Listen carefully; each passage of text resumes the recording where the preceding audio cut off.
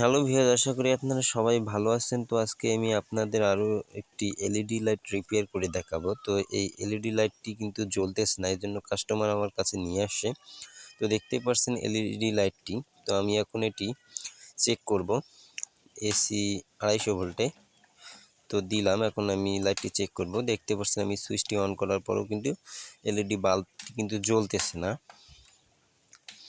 তো বাল্বটির আসলে কি সমস্যা সেটাই আমরা রিপেয়ার করব, কি কারণে জ্বলতেছে না। তো দেখতে পাচ্ছেন আমরা কিন্তু ইতিমধ্যেই বাল্বটি খুলে ফেললাম। দেখুন সব কিছু ঠিকঠাকই রয়েছে। দেখতে পাচ্ছেন পিসিবিটি সম্পূর্ণ ওকে দেখা যাচ্ছে, এটির কোনো সমস্যা না। পিসিবিটি সম্পূর্ণ ঠিকঠাকই রয়েছে দেখতে পাচ্ছেন। তো এটি সমস্যা মূলত ড্রাইভারে। তো আমরা ড্রাইভারটি খুলে দেখব ভিতরে আসলে কি সমস্যা রয়েছে।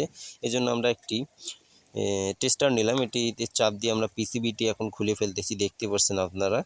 তো দেখুন আমরা পিসিবিটি খুলে ফেললাম। এখন ভিতরে যে ড্রাইভারটি রয়েছে সেটি ফুল ফ্রেশ দেখা যাচ্ছে, কিন্তু এই পাশে দেখতে পাচ্ছি যে পিসিবির যে লাইন দুটি আসছে প্লাস এবং মাইনাস, সেই লাইন দুটির মাঝে যে একটু হালকা গ্যাপ থাকে সেখানে ফায়ার হয়েছে এবং শর্ট হওয়ার কারণে ফায়ার হয়েছে, সেই জায়গাটি শর্ট হয়ে আছে, যার জন্য কিন্তু এই সমস্যাটি মনে হয় সম্ভবত হয়েছে।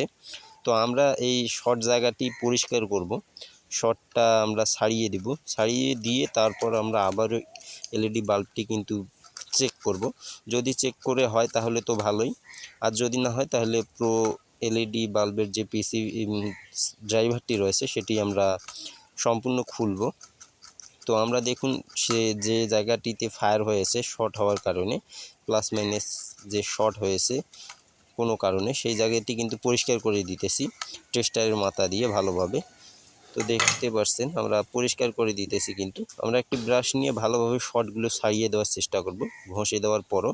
তো আপনারা অবশ্যই আমার চ্যানেলটি সাবস্ক্রাইব করবেন, আমার চ্যানেলটির সাথেই থাকবেন নিত্য নতুন সকল প্রকার ভিডিও পেতে, সকল প্রকার কাজের ভিডিও পেতে, কাজ শিখতে। তো দেখতে পাচ্ছেন আমরা কিন্তু পরিষ্কার করে দিতেছি ভালোভাবে, যাতে শর্ট আর যাতে না থাকে।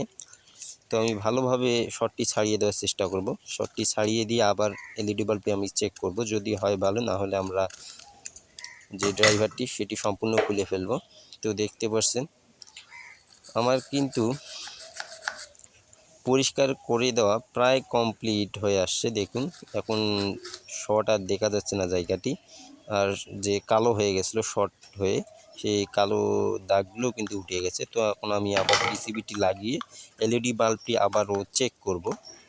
তো দেখতে পাচ্ছেন যদি ঠিক হয় ভালো, না হলে তো আমরা আবারও কিন্তু যে ড্রাইভারটি রয়েছে সেটি খুলে ফেলবো, খুলে দেখব। তো চলুন আমরা আগে লাগিয়ে দেখি। তো আমরা লাইনটি অফ করে দিলাম আগে, তো এখন লাগিয়ে দিলাম। দেখতে পাচ্ছেন কিন্তু আমি এবার লাগানোর পরে কিন্তু হালকা একটু করে জ্বলতেছে। তো দেখুন আমার এলইডি বাল্বটি কিন্তু সম্পূর্ণ রিপেয়ার হয়ে গেছে, যে সমস্যাটি ছিল সেটি সম্পূর্ণ হয়েছে রিপেয়ার। তো আসলেই কিন্তু যে প্লাস মাইনাস চিহ্নটি ছিল সেই জায়গায় শর্ট হওয়ার কারণে এলইডি বাল্বটি জ্বলেনি, এখন সম্পূর্ণ রিপেয়ার হয়েছে। কোনো খরচ ছাড়াই দেখুন এলইডি বাল্বটি রিপেয়ার করা হয়ে গেল। তো আপনারা চাইলেই বাসা বাড়িতে কোনো খরচ ছাড়াই কিন্তু এভাবে এলইডি বাল্বগুলো রিপেয়ার করতে পারেন। তো দেখতে পাচ্ছেন এলইডি বাল্বটি আমরা রিপেয়ার করে ফেললাম। তো কী সমস্যাটি হয়েছিল এটি আরেকটি সার্কিটে আমি আপনাদের দেখিয়ে দেব। দেখুন যে পিসিবিতে যে লাইন দুটি গেছে প্লাস এবং মাইনাস, তার মাঝে যে গ্যাপটি রয়েছে, ওই গ্যাপটি কোনো কারণে দুটি লাইন শর্ট হওয়ার কারণে এলইডি বাল্বটি কিন্তু জ্বলেনি। এটি সমস্যা হয়েছিল প্রধানত এলইডি বাল্বটির।